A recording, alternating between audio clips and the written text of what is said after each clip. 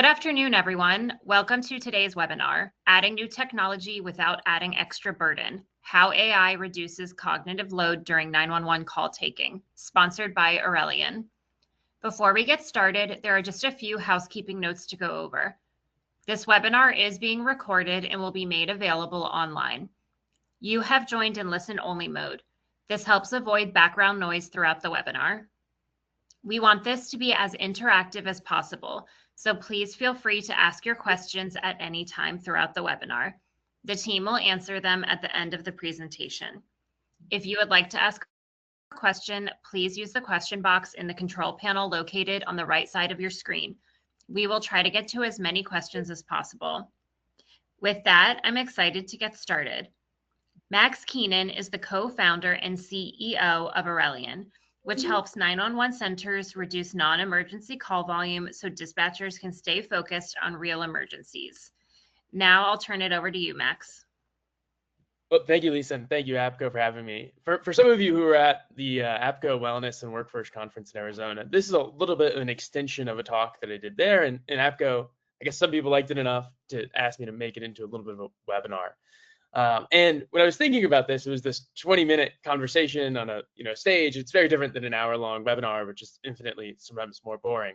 So I thought I'd bring one of the most interesting people I know in 911, DT Donaldson, to talk to me about it. And so really excited to have him with us as we talk about this subject. One, I appreciate you all coming out. I know that this is the, day after St. Patrick's Day, and this might not be the easiest, afternoon for some of you. But appreciate you joining us and listening in to some of the things that we have to talk about here. To really set the stage for today's agenda, there's a few things that I want to cover. Really, the biggest is kind of this constant battle between oftentimes directors and deputy directors pushing change within a center, and potentially the negative impact that it has on the actual staff, particularly like just change is hard. And I wanted to talk about how we're thinking about this and how we can think that vendors can minimize the amount of stress associated with that. Before we get too far into it, I want to have DT give a chance to introduce himself. Good afternoon, everyone. DT Donaldson. I work in the Central Washington State at a small medium 911 center. This is my fourth dispatch center I've worked at. I also worked at a large center in Portland, and then I worked in Michigan where I started my career. But just looking to really change the industry from the perspective of the dispatcher. I remember what it's like being a telecommunicator and how I felt, and just working with people like Max to help affect that change has been really fun, actually. Yeah, and it's been fun working with you too. I think you were really our first customer ever, and we can kind of go into that a little bit as well. Some quick background on Aurelian. We really build tools to help PSAPs best serve their communities. We're solely focused on 911. It's our bread and butter. It's everything I wake up thinking about and go to sleep thinking about. For context on us, we serve actually 40% of Washington State now. Interesting, fact for you, DT is the first in the country. You've kind of seeded the area in many ways. And now over 50 PSAPs, or right around 50 PSAPs across the entire US, automating hundreds of thousands of calls every month. We work from small centers that are 3 people in rural Wisconsin to those with football teams. So it's kind of everything in the middle as well. And it really was kind of started with this idea of, hey, look, it's unbelievable that 65% of the calls coming into a 911 center are coming into the non-emergency line. And I remember DT talking about this with you. You talked about the staffing shortage. And I remember you saying, like, everyone's talking about this like a crisis, but you might be able to give the analogy better. But I think you said something to the fact of, like, everyone's out here grabbing buckets full of water and no one's decided to call the fire department yet. And like, can you walk me kind of through how you saw this problem early on? Yeah, so our original before AI, back in, I don't know if people know the difference between generative AI and like rule-based AI, but there was a rule-based AI before kind of this ChatGPT era, and which started in November of 2022. But before that, there was basically the old-fashioned, press 1, press 2. I'm oversimplifying that a little bit, but essentially a lesser AI. Anyway, we were so short-staffed a couple summers ago Probably about 50% staffing, and all our supervisors who don't normally work the floor were working full time on the floor. And so the 4th of July was coming up, and one of the busiest days of the year, one of our 2 busiest days of the year. And I approached our board and said, hey, we just want to turn off the non-emergency calls during that. We're too busy for that one day. Can we just turn it off? And so they said yes. And so instead, we created an online portal where people could go instead. And so on the 4th of July, we shut it off. Basically, when people called our non-emergency line, they got a message that said, we're not taking calls right now. Please go to our online portal or call back later, call back tomorrow. And normally we'd get, X number of calls in a day, and I expected about double, a little bit more than double on the 4th of July. So when I went to that portal, I expected to see the similar number of inputs into that system. And we got like 5, literally we got like 5 people. So I realized that no one wanted to do an online report, at least in our community. And so we started working with the rule-based AI, but it was never good enough. Basically, if someone, for example, said, I feels like an elephant is sitting on my chest, the system would go back and look at a table and look for the word elephant to know what to do. Obviously, generative AI is completely different. It would understand no problem that that's a medical emergency or potential medical emergency. And so, but because we'd gone that route of we're getting rid of all the calls, that kind of stuck with us as we moved to generative AI. And I met Max, and we worked on that together. But so we never started with a plan of we want to minimize, cut out 10% of the calls or cut out 20% of the calls. We started with we want to cut out all of them, and then the ones that need to come back, instead of siphoning off some, but taking. So we kind of flipped it how a lot of places do it because of that original experience with the 4th of July. And by the way, the next day I expected an influx of calls. I was like, shoot, when we turn this non-emergency number back on, we're going to get no one called. So that also told me kind of the importance of non-emergency calls, in the sense of we do consider them important and an important service to the community. But if people didn't feel the need to call us back the next day or make a report online, I realized that non-emergency is very different, as we all know. But I mean, that made it crystal clear that 911 and non-emergency are 2 very different animals, because no one would not call back on a 911 call for the most part if it's a true emergency. So anyway, that kind of started out our journey to basically remove non-emergency calls. I mean, we still process them here through a ticketing system, but to pretty much remove that literally answering the phone and talking to someone for 4 or 5 minutes about a barking dog or a parking complaint or those types of things that most non-emergency calls are. Yeah, and I think I was going back. Well, I can't believe it's almost been 2 years since we went live. Probably about 2 years since I met you, a little over 2 years since I met you. Now I think I looked at the stats most recently. I think we're automating it right around like 80% of your non-emergency call volume. Yeah, about 80%. And some of that is because we've set the system up, as we've designed the system that we want some of those calls to come to us just because our community and specific factors. So we could even automate more than that, but we've chosen because with the automation, it's become so easy that they kind of say, the dispatchers, no, let those calls come through. We'll take those calls. And I, kind of let them make that decision of what they want to come through and what they don't want to come through. And sometimes they get a call and like, we don't ever want a call like that again. Let's get rid of those from now on. But I'll give you an example. Like if it's a hospice care call, like someone calls in to say, my husband or wife of 50 years just passed away. We have that go directly to a call taker. We've chosen to do that, but we could automate that. It would be fine. But in our community and with our telecommunicators, we've chosen to. So yes, 80%, but that 80% could be higher.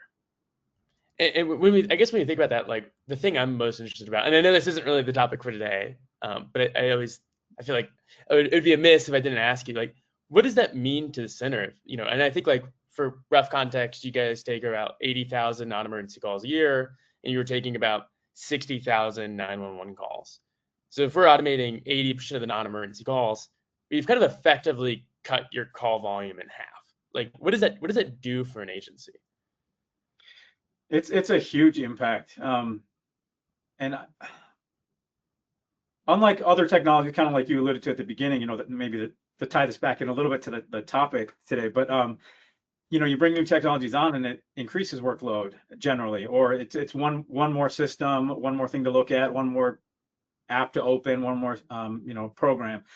But in this case, it's probably one of the first things I can think of in this industry that it's a technology that does the exact opposite of that. So AI generally, but specifically the non-emergency calls. So it's a breath of fresh air. It gives us room to breathe, to think, to focus. I think it's been great.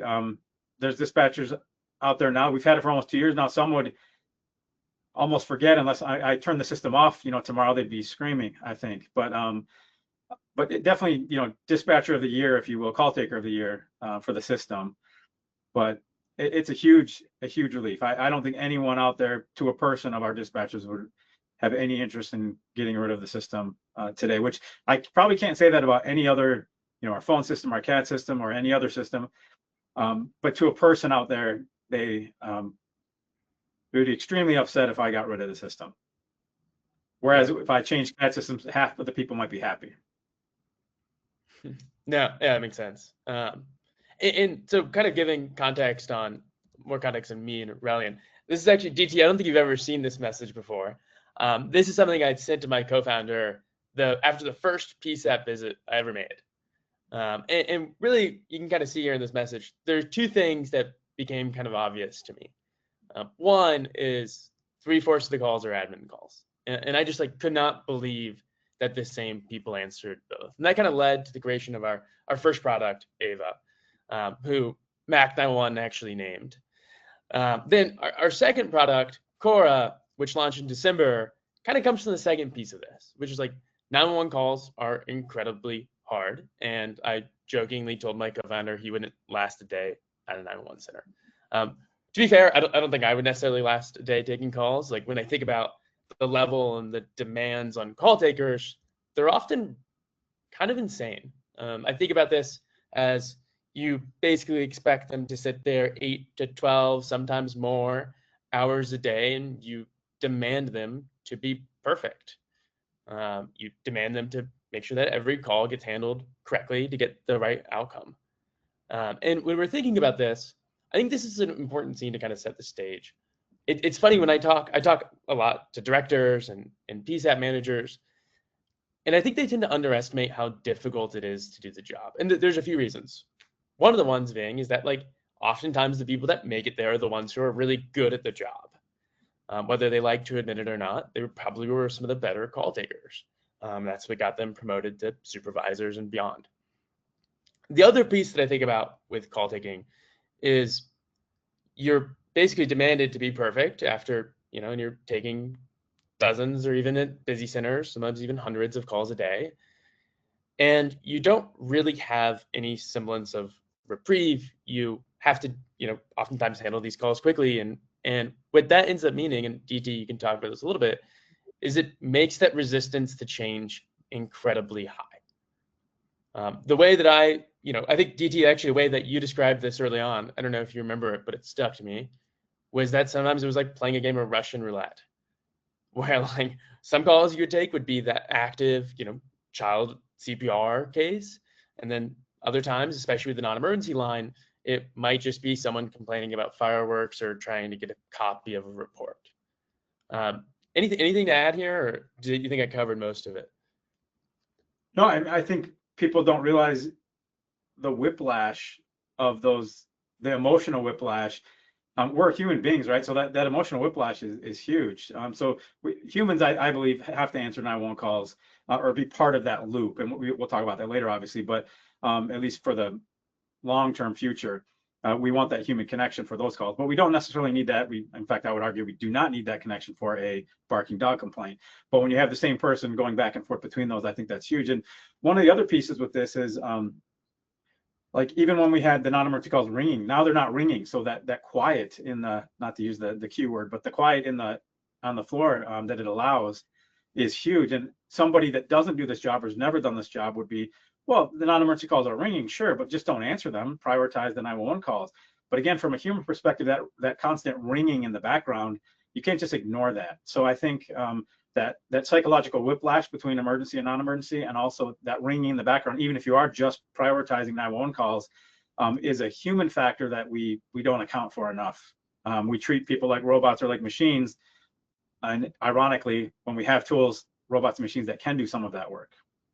Yeah, a while ago, me and you were talking about how there are two things we were talking about. One, retention within 911 is significantly worse than any other field of public safety. I think the stat that you always say is 3% of 911 call takers or telecommunicators retire as telecommunicators.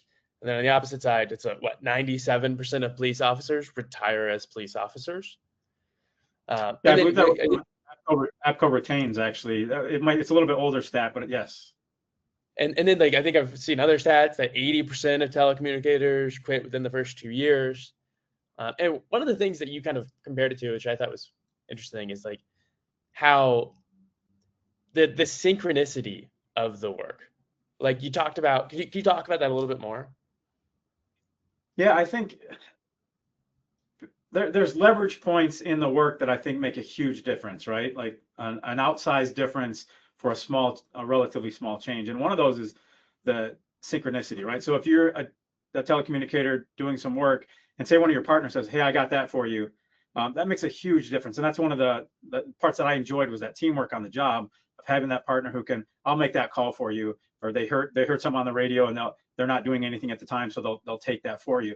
So just having that ability to have just a little bit of burden taken off you, so you can focus on, instead of 4 things, you can focus on 3 things. And that's a huge difference, I think, that asynchronicity. So when we got Ava Aurelian, and it created a ticket, right? That our the way we do it right now is our telecommunicators will look at that ticket, takes them 10 seconds, 20 seconds to look at the ticket and then process it, right? As opposed to a 3-4 minute phone call. And I had some at the time, a couple of years ago when we implemented the system, a couple other directors I talked to, they're like, well, what's the point if you still have to process the ticket? And to me, that was a complete misunderstanding of what this actually does, because even if I can offset something for 30 seconds, I mean, that's a huge, because then instead of doing multitasking 3 or 4 things, you can maybe only multitask 2 things, because you can set one aside for 30 seconds and then get to it when you have time on your own timetable. So you're the one dictating that timetable, instead of, example, when you're taking a call, you're talking to the caller. You could put them on hold, but that's not good for you, not good for the caller. But instead, if you can, sorry, my light turned off. Instead, if you can get just that little asynchronicity, whatever the right word is there, a little bit of time delay in there that you choose when you work on it. That's all the difference in the world, actually. Dispatchers are great at multitasking, but all we need to do is take the edge off a little bit. Bring it down to 3 things instead of 4 things, for example. Yeah, and I think like what's funny is like when you think about this comparatively to the other fields of public safety, they don't really have the same aspect in many ways. Like I think you mentioned with like officers last time we were talking, where it's like, hey, an officer can just go and like take a break. They can just park on the side of the road. They can go get a coffee. Well, like obviously dispatchers and call takers don't have that luxury to the same extent. It's less up to them to decide when they take those breaks. Well, and obviously we can take breaks, but it's because we never know what the 911 call coming in is. We never know if it's the baby that needs CPR or the barking dog on the 911 call, on the 911 line. And so, but the field responders always know what the call is, because we triaged it for them. So they always know.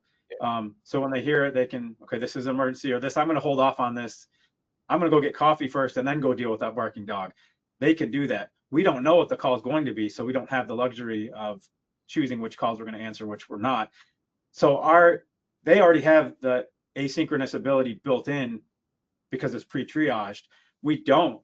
And so by triaging more on the non-emergency and emergency side, and hopefully, as we, some of the products you're working on the 911 side, if we can kind of triage that a little bit better incoming, that'll give us a little bit more breathing room. Yeah, and I think like maybe, and I don't want to talk about this the entire time, but I think this is something important to talk about, because I think as an industry, we often take for granted that the thing that we are doing is actually difficult. And I think sometimes it becomes almost, you become used to it, right? You become like numb to the fact that this is a hard job. But I think it actually sets the scene for when you think about like why there's such a resistance to adopting new technology, and why there's often this feeling that new technology means more work. The way that one of the things that I like to think about with this is, I think this is why sometimes, admin staff and leadership is at odds with the frontline workers, is because of this. The way that I like to think of it is as a telecommunicator, you're focused on a perfect process. You need to do the things that you are basically told and asked to do perfectly. And so when that way of working changes, it actually often is increasing your workload. And I think that like natively just, creates stress. Like if you're trained and you've practiced thousands of times doing something perfectly, and then they change what perfect is, it's obviously stressful. Now, on the other end of the spectrum, the directors like you, DT, you're focused on getting that perfect outcome. Like you want to make sure that every single 911 call gets the best response possible. And with technology, it's what ends up happening is that new things are added that might give you a better outcome on a small percentage of calls. And I think this is where it gets tough, because you can imagine, and I think you have some good examples of this with video 911, but you can imagine like video 911 can save somebody's life. But the problem is it might only be on 0.1% of calls. So you're basically asking your staff to change their workflow, change the things that they're thinking about to help for 0.1% of calls. And I think this is why, and it's hard because like if that does save somebody's life, it is probably worth it. But for those, 99.9% of calls, it's hard to kind of demand that they understand that this is something that they can use, and they don't really know when to use it. Can you talk about that a little bit? Yeah, so we have the capability with our phone system of people providing live video to us, to the 911 call taker during the 911 call. And I intelligently, I hope, told the staff, hey, I'm trying to create, like, we see what the field responders, or the other first responders, fire, EMS, and police, law enforcement, for the most part, they're given tools and then told go forth and conquer, right, with those tools. And we need to get more of that in our centers. And so here's a tool that we have, but I did leave it up to them of when they wanted to use it or not use it. My natural inclination, as you kind of alluded to as a director, might be, no, you're going to use this on X, Y, Z call because it will improve the outcomes, or that sort of thing. But instead, no, here's a tool in your tool belt. You can use it how you want. We found it's not. I think kind of society generally has to catch up to it, because I think it can be very useful, but it's not used. It is used sometimes, and it has been very valuable. I could give some examples of that, but also it isn't used that much, because it would change the workflow of what they're thinking when it's only some calls. They're not using it on every call, because it doesn't make sense to use on every call. So I avoided the temptation to say use it on, write another SOP that says on these 10 types of calls use it, on these 30 types of calls consider using it. No one can use that SOP in real life, right? No one's going to go look up these 10 things and those 20 things. And so just leaving it up to the dispatcher, I think, or the telecommunicators is the right thing to do in a lot of cases. I think like what the hard part about this in my mind is that like every time that you create that change is you're just like increasing the cognitive load of that call taker, where it's like, even if they're not necessarily required or mandated to use it, like that's something that they're still having to think about. Maybe like the way that I think about this is like they're like levers. It's like a lever that they can pull on every call to potentially make that call outcome a little bit better. And so when you have to think about all of these levers, that basically increases the level of stress, because like, okay, was I supposed to do this? Was I supposed to do this? It's basically more things to remember and more chances to make a mistake. What's funny is like when you think about this, I think a lot about this in terms of like pro athletes. So I'm a big tennis fan, and like Rafael Nadal is obviously one of the most famous, one of the best tennis players of all time. And with a lot of tennis players, they're very like routine specific, because like they need to be perfect. And one of Nadal's routines is a little bit of an oddity, is he likes his water bottle in a very specific place. Now the reason he likes it is because like when he is serving, he looks at it for some reason, very odd. But like the kind of the same trends feel true to me, which is you want consistency in everything that you can possibly control when you cannot control the caller and you cannot control the reason they're calling and what they're calling about. And so when we think about like adding change to the environment, you're changing that level of consistency. I was talking about this recently with a center who just went to a new building, and now their PSAP is on the second floor, and with that, they now have windows that face outwards. And I think about that, and I think windows, great. Now you can see the world around you. Well, now their telecommunicators are thinking about that, and they're like, well, sometimes we get glare on our screens. Sometimes, it basically just changed that environment. And when you're trying to be perfect, when you're trying to be, Raphael Nadal, like any subtle change to that environment is frustrating because it limits your ability to be perfect in some ways. And when I think about this with those levers, kind of relating it back to the levers, what we've ended up doing is the best way to think about these levers is being able to see them. And so there's become this kind of natural progression from your one monitor setup to the, very quickly to the 2 monitor setup to what most PSAPs have now, which is 4 to 6, just a wall of screens. I was actually on Reddit recently and I saw someone blowing up on the front page with somebody talking about like, wow, this is how many screens a 911 dispatcher has. And DT, I think you have, in the middle, you have 2 47-inch screens, so you probably have more screen real estate than most. And the reason that we've kind of added screens is the idea of like, hey, if we can see something, it's easier to know when to use it and how to use it rather than having to navigate. I don't necessarily see the screens themselves as a problem, but I think they're a symptom of broader problems. And before I kind of jump into that, I do want to say, because I've been accused of this, I am personally not screen phobic, although I've been described as that. This is actually my setup from actually March 17th, 2022, the day we founded Aurelian. You can see I was hard at work. I was working at 2 different companies at once. I had 6 screens, but I was working 2 jobs, and I also watched every single game of March Madness this year. So very different world. But basically, in this case, I was using screens because I was monitoring the situation, which was March Madness. A funny side note, DT, you can see an exercise bike in the right-hand side. I have since sold that exercise bike and bought a new exercise bike a few years later that also never gets used. But diving back into that piece, I want to talk about a little bit more is that these screens aren't themselves a problem, but it's a symptom of a problem. It's that we've got all of this different information, and so we feel like this need of surfacing that information and keeping it visible for the actual call taker at any given time. And I view each of these screens oftentimes as like a lever. It's like information that might be useful or an action that might be useful, whether it be a transcription, whether it be the ability to send a link with video to 911 or stream it directly, whatever it may be. All of these pieces are more tools. And so when we add more tools, and I remember this was one of the first things I was asked when we were releasing Aurelian, was this idea of like, am I going to need another screen so I can have this tool?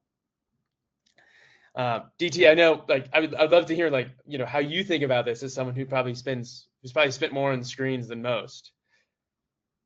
So one thing to kind of jump off that idea is kind of the perfection idea and the tools idea.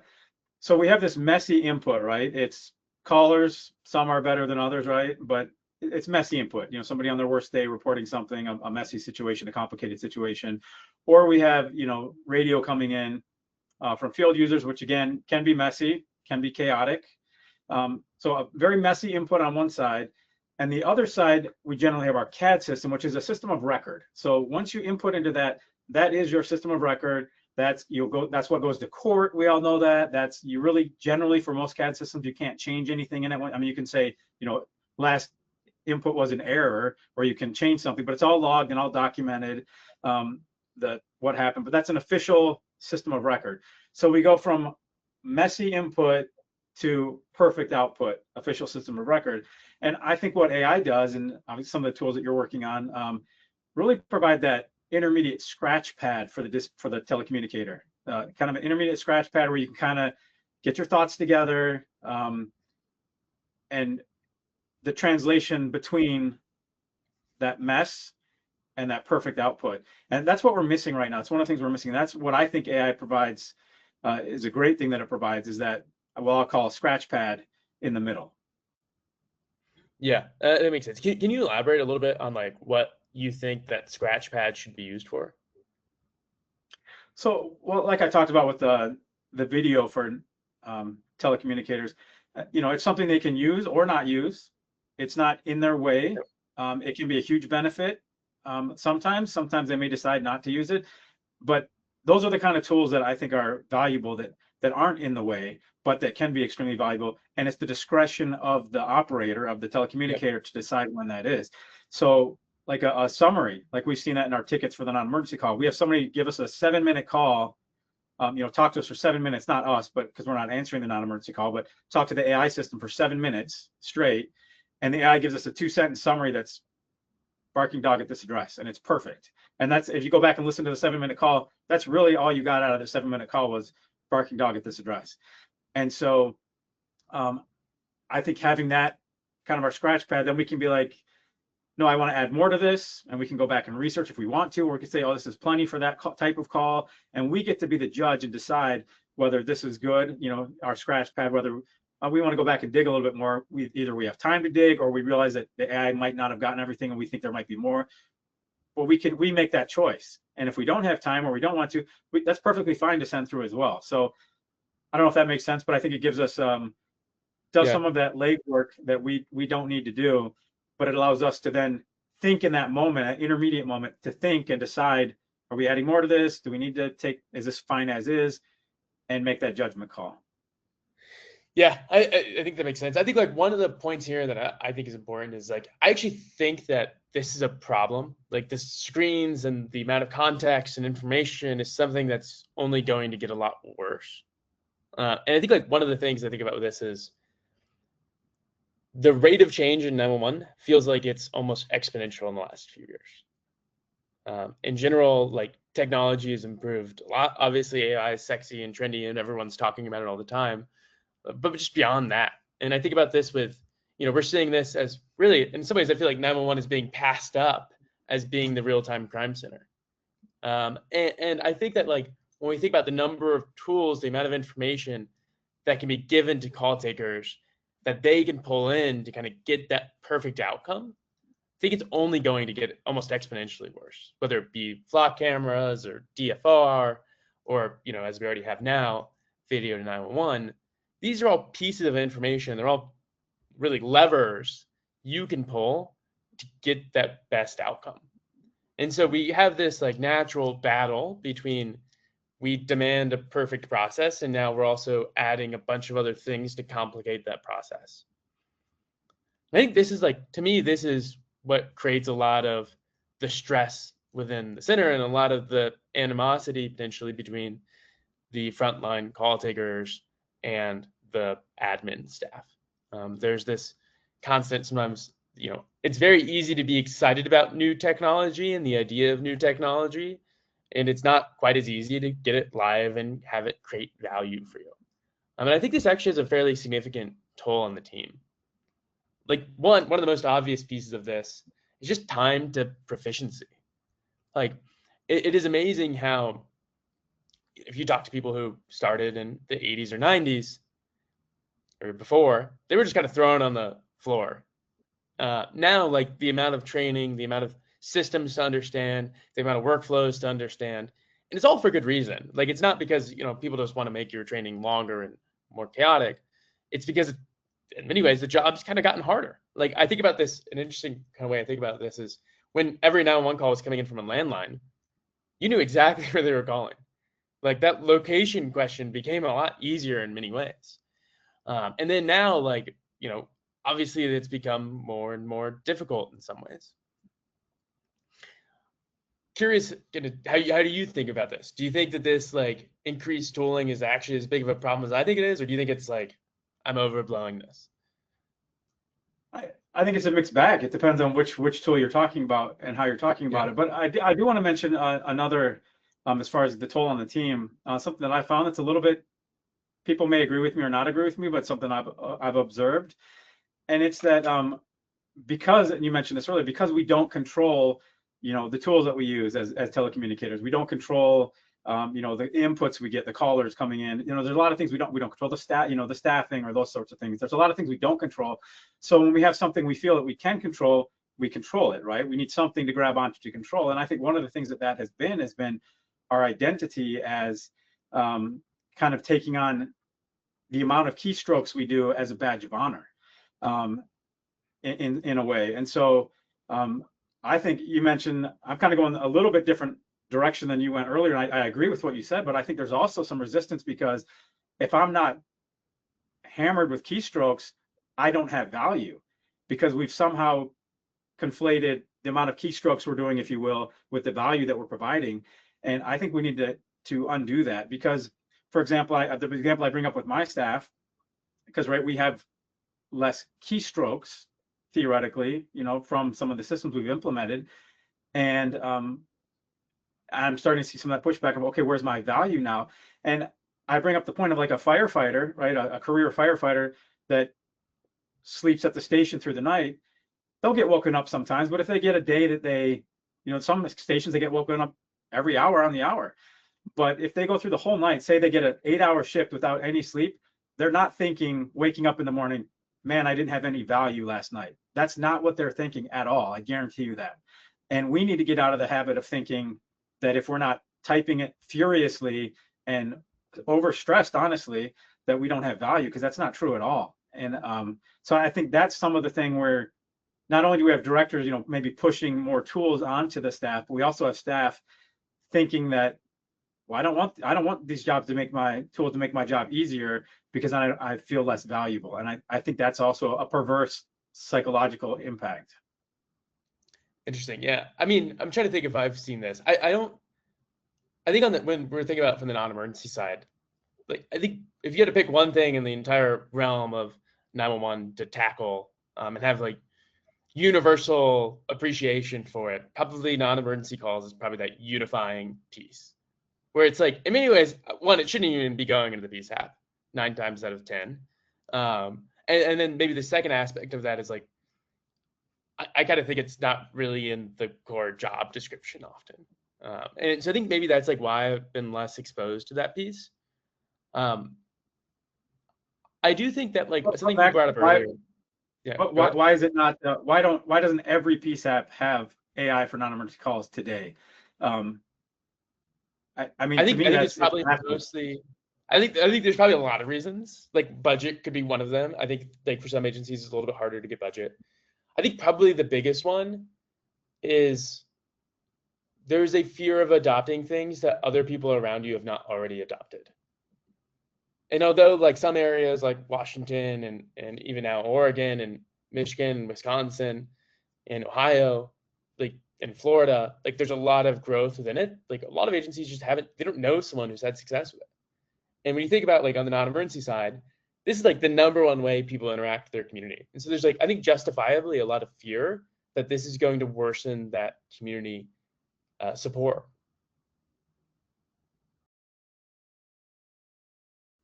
I think it's a combination of reasons, but again, going back to if we're are we in a staffing crisis or are we not in a staffing crisis? One, and two, I think it's 2026. It's time to move on. What's funny? Quick anecdote. When we went live with DT, and maybe it was just before we went live, in April of 2024, DT went to all of was at the Washington State 911 Spring Forum, right?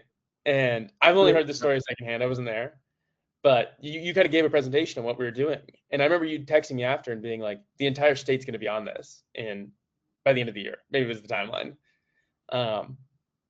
Yeah, can you tell me about that? Like, I would be curious why you think that, like, why the industry tends to lag on some pieces like this.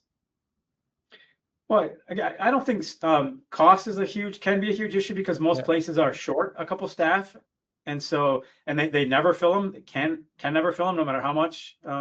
You could offer me 10 more people. I can't hire them anyway. I can't find those people to hire. So it really doesn't matter. So kind of there's some artificial, staffing that we're not filling that, this is relatively speaking low cost compared to an FTE, compared to, a full-time employee, scaling with which each center. So one full-time employee for a small center, 10 for a large center. But either way, it scales pretty well with FTE, as being a very cost effective compared to that. So I don't know if cost is the right one. I do think we do have, like you mentioned, putting a new thing in makes us think that we're going to lose our muscle memory or whatever, and so we can't be perfect anymore. So I do think there's some reticence there. AI is going to take our jobs, which I don't know where that comes. I mean, real-time crime center might take our job, and bigger centers that have technology might absorb smaller centers, but AI is not going to take the job away. I don't believe that at all. It's a huge benefit. You're still going to have that human in the middle. Most times people flying an airplane, they don't realize that the plane's on autopilot, but there's still a pilot and probably a co-pilot in the cockpit. And so I think that model is the same one we'll have for decades. Yeah, so anyway, but I still don't know. But obviously, when we're talking about staffing crisis, then I see people going about their business with their people burning out at the same time. I don't understand it. I really don't. Yeah. That's why I'm on this webinar, because I don't get it. No. I feel like we could talk about this forever. One thing I want to tie this kind of back to this original thesis of like, hey, more technology is often more work. Is I actually don't think this has to be the case in the future. I think that there's going to be a way, and we're trying to build this. A friend of mine once told me the best way to predict the future is to build it. And so we're in the middle of doing that. But I think that one of the things that I've realized is that a lot of these actions that call takers are taking in the middle of calls are going to be done automatically on their behalf. The most obvious example of this is when people are doing manual searches for SOPs and policies because they're trying to figure out if Moses Lake does, vehicle lockouts or if they don't. That's obviously something that's going to happen automatically. Like, you think we have the call that's unfolding and we have exactly how you should handle the call. We can provide that real-time guidance, and something that we do with agencies across the country is providing that real-time guidance ahead of time before they have to do that search. And I think what's exciting to me is when we're thinking about this world of having a lot of different tools, like an ever increasing amount of tools. To me, it's really obvious that there has to be a way that helps guide the call takers to what tool matters most at what time. And really providing, in many ways, I like to think of this as like live QA or live guidance, or that over-the-shoulder trainer that's kind of giving you that gentle reminder of what they think you should do. That's going to be the future of this industry. And what it enables is it kind of enables us to think about technology in a different way. It allows us to think about the technology that might only be useful in 0.1% of calls, but might save somebody's life, without thinking about the negative cognitive load consequence that might create. And that's really exciting to me.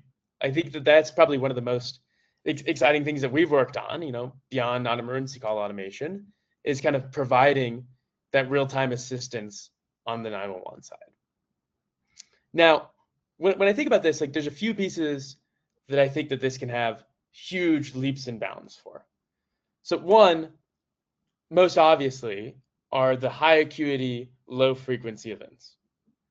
I was talking to an agency the other day. They added wrong way driving detection cameras. And they basically, because of that, they added an SOP that says, hey, we have a wrong way driver. You can go and check this link to see where exactly they were most recently spotted. And I asked the director, I said, well, how many wrong way drivers do you get a year? He's like, oh, we get about 3 or 4. So they get 3 or 4 wrong way drivers a year, and they have 60 telecommunicators. So I did the math, and I was like, well, your average telecommunicator is going to see it, what, like 1 in every 10 years, if that? And that was one of the things that reminded me of, like, we're trying to solve for these edge cases. It's impossible to do that in a way that isn't forcing your call takers through this painful experience. But if we're predictive, if we can pull that information when you need it, the whole game changes, right? It now becomes, well, it's probably worthwhile if we have these wrong way drivers, it's probably worthwhile that we know how to deal with it. We have better information, especially when that cost can sometimes be nominal. And this is something that I think at a high level is going to change the way that we think about call taking. Now, with this is a big fundamental change to the lives of call takers. And I think like oftentimes these changes, and DT, you probably have a better opinion on this than I do. Oftentimes when these changes are forced or require a different screen or require a different workflow, it's incredibly difficult to get adoption in a stress-free way. One of the things that we've realized is that the only way to build this into workflows is to really do it in a way that natively augments the existing things that they're doing. Getting people to change is really difficult. Getting them to change entire workflows is even harder. But being able to kind of build on top of existing workflows is the easiest way. And this idea was really spawned from a conversation I had with an agency that was using live transcription on 911 calls. They were having this issue where they'd spent a fair amount of money on live transcription and none of their call takers were using it. And I was talking to the deputy director and she said, Max, like, look, I think we need an SOP to get people to use this more. I think there's value in it. I just don't think that they're seeing it. And I started asking and understanding like why their call takers weren't using it. And the number one thing everyone said was, it's not in my windshield. It's not in front of me. It's in my side view. So I have to look and turn my head while I'm working in CAD, trying to make sure that this call gets dispatched as fast as possible. And I don't have the time. I can't have the bandwidth to monitor both of these places and perform an action in CAD all at the same time.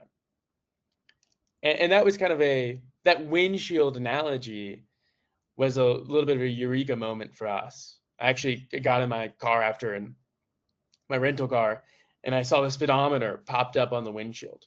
I don't know if any of you have ever seen this. It's really cool. And I loved that, right? Because it gave me that context of what I needed, but allowed me to focus on the thing that mattered most. In my case, the car in front of me, and the call taker's case, CAD. And that's what kind of led us to this design decision with Cora of, could we build this as a heads-up display, a transparent heads-up display that overlays CAD rather than being another screen, rather than adding to your 6 or 7 or 8 different monitors that you'll need for all these different systems. And that was really like an exciting moment for us because it's what helps us provide that guidance, provide that real-time assistance without having to force the callers into a workflow that completely changes the thing that they've been trained on doing for years. Yeah, I'm curious, like when I kind of presented this idea to you, and I know you'd actually been kind of thinking about it separately as well. Like what were you thinking about with this? Like what was the problem you were trying to solve for? Yeah, well, from a director standpoint, again, just trying to make the job easier for the staff, and again, trying to overcome some of what I see as kind of that badge of honor, but that I talked about earlier. But agree or disagree with that. Still trying to make it easier for the staff. And for me, there's always been about staffing. Like again, I still think it's crisis. We're actually doing okay right now. I'm going to knock on wood, but I've played this game enough to know how the roller coaster works, right? So we need to figure out ways to increase our hiring. So for example, if we can make the job a little bit easier to where I can increase my hiring pool. Now, you might say, well, they still have to be able to multitask. What if this doesn't work? Yes, I get all that. I'm not saying so right now we have like 10 out of 10 multitaskers and typists in our industry, right? I'm not saying we should go with 5 out of 10. I'm saying we should go with 9.5 out of 10 or 9 out of 10 because sometimes we have to let those people go in our current training pipelines. But if I could keep those people that, again, and value their judgment, value their calmness, value their ability to see patterns, value their ability to make decisions, value their public service, value their compassion, I can value all those things and not need them to necessarily type, 50 words a minute. So, and if we say there's 2% of the people, just as an example, say there's 2% of people that can do this job, right? Do the job. Well, if I can make that 3 or 4%, that doubles my hiring pool essentially. So for me, anything we can do to reduce that cognitive load increases our resiliency, but increases our staffing, increases our hiring pools. And it doesn't diminish our dispatchers or our telecommunicators at all because like this tool you mentioned, the beauty of it is unlike anything else we've seen that's come up, AI is not another incremental change. It's a seismic shift. It's a whole paradigm shift. It's a completely different, you can look at the technology over the last 10, 20 years. I would argue that, yeah, sure, maybe it's, linear. This is no longer linear. So this is an exponential increase, or it's just a seismic shift in technology. So you have to look at it differently than you did in the past. And so this is like, just like you mentioned earlier, this is someone just over your shoulder whispering. If you want to shut them off, you can shut them off. Hey, not right now. That's literally, it's just as if a person that's experienced dispatcher that's helping you, and you can say, hey, not right now, and that's fine. Or you can say, hey, yeah, let me know what you got, or can you help me with this? That's what AI does for it. And that's what these tools, that's what I was thinking about, is something that doesn't get in your way. You can use it or not use it, but it's definitely helpful. Absolutely helpful. I mean, AI can summarize a bunch of messy information very quickly, and then you can use your judgment to decide what to do with that. And it's your judgment that I want, not necessarily your ability to type, which is valuable, but that we all know that that's no longer going to be valuable in the future. And so I think like one thing I always hear, and I think you probably are better suited to answer it, is how do you stop people from over relying on this? Like, how do you stop people from just kind of like, and I think about this with protocols as well. How do you get them out of the mindset of just following the script exactly when, you could imagine like you could be following EMD, but now like you actually find out there's like a domestic violence in the background, and now you have to completely change the flow. Like, how do you think about over reliance here? I think that's a huge concern. I do think that's a concern. And again, I'll use my comparison to the field response, the other first responders. Fire departments, I'm not saying they can't be busy. Fire departments can be extremely busy, but they do a lot of training. They do a lot of excellent, high quality training. We don't do that because we're tethered to a desk. We never know what the next 911 call is going to be, so we have to be ready for it. We can't go out of service for 10 minutes, 20 minutes. It's a different type of setup. But if we had some more time and more staffing, and we got those problems, we could increase our training programs, not for new hires. I mean, we obviously need to continue working on that, but I think we've done a pretty good job on new hiring training. We don't have very good, in my opinion, ongoing training. So we could have some robust ongoing training to train for those high impact, low frequency events. And so I think that's where we need to go, is train for those, increase our training. But we can't do training. It's a chicken egg problem, right? We can't do training until we have the tools, but we can't use the tools until we have the training. So as we kind of gear up towards the end here, I want to get to a few of the questions that have been asked. And obviously, if you guys have more, feel free to send them in the chat, and we'll make sure to read them as well. But a really good question that I think came early on was, how do you think about determining if new technology is actually helping or not? I remember I saw a study, I think Microsoft did, it's a little bit dated now, maybe 2 years ago, and they found that like AI productivity gains were a lot lower than people imagined. So like, how do you think about the quantifying and measuring this?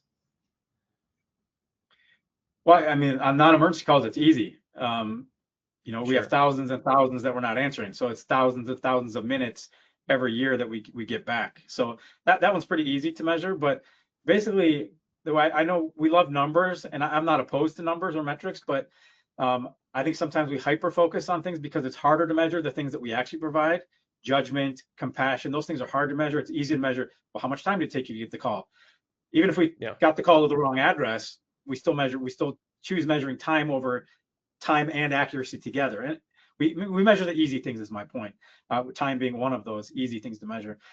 But so in a qualitative sense, go out to your dispatch floor after you implement one of these. I know that's how do you know the value before implementing it, but we've already implemented it. So go out there, they just watch. You haven't forced anyone to use it. You haven't created SOP, and just watch. Are they using it? If they're using it, then it's valuable. If they're not using it, then they don't find it valuable.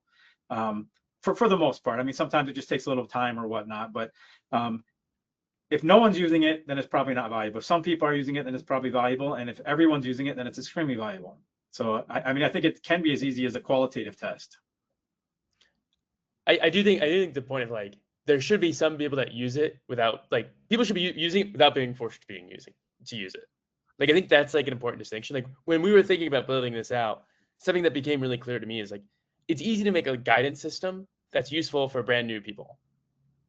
They don't know what they're doing, right? Like any sort of guidance is valuable. How do you make one that's useful for the person that's taken 100,000 calls? That's a lot harder. It's a whole different question, right? Because the mistakes that someone who's taken 100,000 calls makes compared to someone whose first day is on the job is entirely different. And I think that like you need to make sure whatever you're doing is helpful to both parties. It can't be neutral or hurtful to one and marginally helpful to the other. I think that's kind of an important piece to cover as well. Well, there could be the platform could, you could have configurations for different levels of assist, right? Yep. Yeah, that's true. Yeah. Well, as we're gearing up towards the end, if you all want to learn more, obviously feel free to reach out. Happy to talk about it in a little bit more in detail of exactly what we're thinking about, exactly what we're working on. But wanted to kind of set the stage for how we're thinking about this problem and how we see the industry is evolving.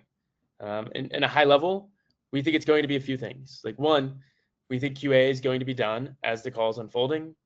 Why are we focusing on issues after the fact if we can catch them before they become an actual issue? The second piece is we think that the next wave of technology within a piece app is going to be hyper focused on exactly how it works and interacts with call takers. We think that's really important. I actually think your single source of truth is CAD, and everything should be focused on augmenting that workflow. And then really the third thing is we think it's going to be call taker and dispatcher and telecommunicator specific. It's not going to be technology made for other industries and brought over forcibly into public safety. I think the workflows and the needs of public safety are very unique, and specifically the workflows and needs of call takers and telecommunicators and peace apps are very unique compared to emergency management or police or fire. I think those are important aspects in terms of building tools that drive the best outcome and improve the quality of life of your staff the most. Well, I really appreciate DT for joining me and talking to me about this. One of the things I love is that I don't think DT and I agree on everything one-to-one. So it's not us just talking about the same thing. I think it's also how you, in general, like talks like this and debates like this is how you get to the best outcomes. DT, any parting words? I'll turn it over to Lisa and APCO to close this out. I'm not selling here anything. Obviously, you are, but this was not a sales heavy, obviously, webinar. But I will just say, if your center does not have AI, at least for non-emergency calls, what are you doing? What are you doing? I guess if you have super happy telecommunicators, you're fully staffed, you have no hold times for your 911 calls, I guess you're okay maybe, but if you don't meet at least all three of those, then I don't get it. So feel free to reach out to me if you want to, or anybody else that has implemented one of these systems, because it is a game changer. It's not business as usual. It's a complete shift in the way things work.